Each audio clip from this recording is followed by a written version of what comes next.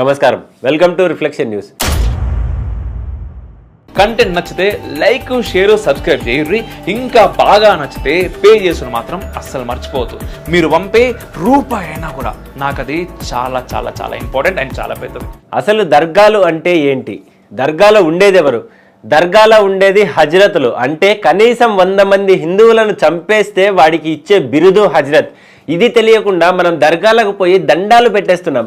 మన దేశంలో ముస్లింల పాలనలో ఉన్న సమయంలో ఎవరైనా ముస్లిం సైనికుడు కానీ సైనికాధికారి కానీ హిందువులను కనీసం 100 మందిని పైచిలుకు హత్యలు చేసి ఉంటే వాడిని హజ్రత్ బిరుదుతో సత్కరించి వాడిని ఆ ఏరియాకు పెద్దగా నియమించేవాళ్ళు. హజ్రత్ సయ్యద్, హజ్రత్ హుస్సేని ఆలం, హజ్రత్ అలీ ఖాన్, ఇలా దర్గాలకు పేర్లుంటాయి. ఈ హజ్రత్లు స్థానిక హిందూ యువతులపై విచ్చలవిడిగా అత్యాచారాలకు పాల్పడేవాళ్ళు. చిన్న చిన్న ఆడపిల్లల్ని ఇంట్లోకి దూరి కుటుంబ సభ్యుల ముందే ఎత్తుకుపోయేవారు. అందుకే హిందువులు బాల్య వివాహాలు మొదలుపెట్టారు. వితంతువులు సతీ సహగమనం చేసేవారు. కానీ మన చరిత్ర పుస్తకాలలో బాల్య వివాహాలు ఇంకా సతీ సహగమనం దురాచారాలు అని చెప్పారు. కానీ అలా ఎందుకు చేయాల్సి వచ్చిందో ఆ పరిస్థితిని చెప్పలేదు. మరి బురకా కప్పుకోవడం మతాచారం ఎందుకైంది? దురాచారం ఎందుకు కాలేదు? నలుగురికి పెళ్లి చేసుకోవడం, నలుగురిని కనడం ఎందుకు దురాచారం కాలేదు? మన చరిత్ర పుస్తకాలను రాసిన వారు కూడా ముస్లింలే. కావాలంటే గూగుల్లో who is first Indian education minister అని టైప్ చేసి సెర్చ్ చేయండి. మౌలానా అబుల్ కలాం ఆజాద్ అనే ముస్లిం పేరు వస్తుంది. ఆయన మక్కాలో పుట్టారు, మదర్సాలో చదువుకున్నారు. ఆయన 10 సంవత్సరాల 160 రోజులు భారతదేశ విద్యాశాఖ మంత్రిగా పనిచేశారు. ఇది కూడా గూగుల్లో సెర్చ్ చేసుకోవచ్చు.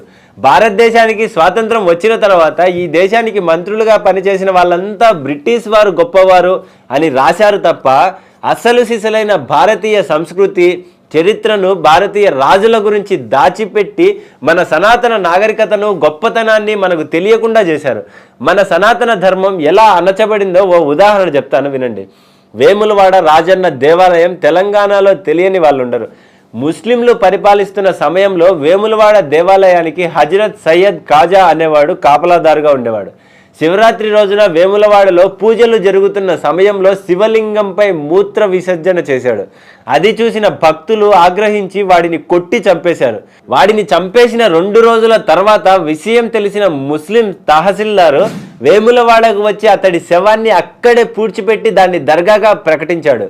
వేములవాడకు వచ్చిన వాళ్ళు ఎవరైనా సరే ముందు దర్గాను దర్శించిన తర్వాతే మీ దేవుడి దర్శనానికి వెళ్ళాలని శాసనం చేసి వెళ్ళాడు. ఇప్పటికీ మనం అలాగే చేస్తున్నాం. దర్గాలకు వెళ్ళటం అనేది మన రక్తంలోకి ఎక్కించబడింది. కానీ దర్గాల అసలు చరిత్రను మనకు చెప్పే వాళ్ళే లేకుండా చేశారు మనల్ని పాలించిన వాళ్ళు.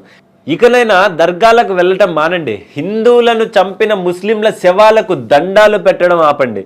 నిజం తెలుసుకోండి. నిజమైన హిందువులా జీవించండి. జై హింద్, జై భారత్.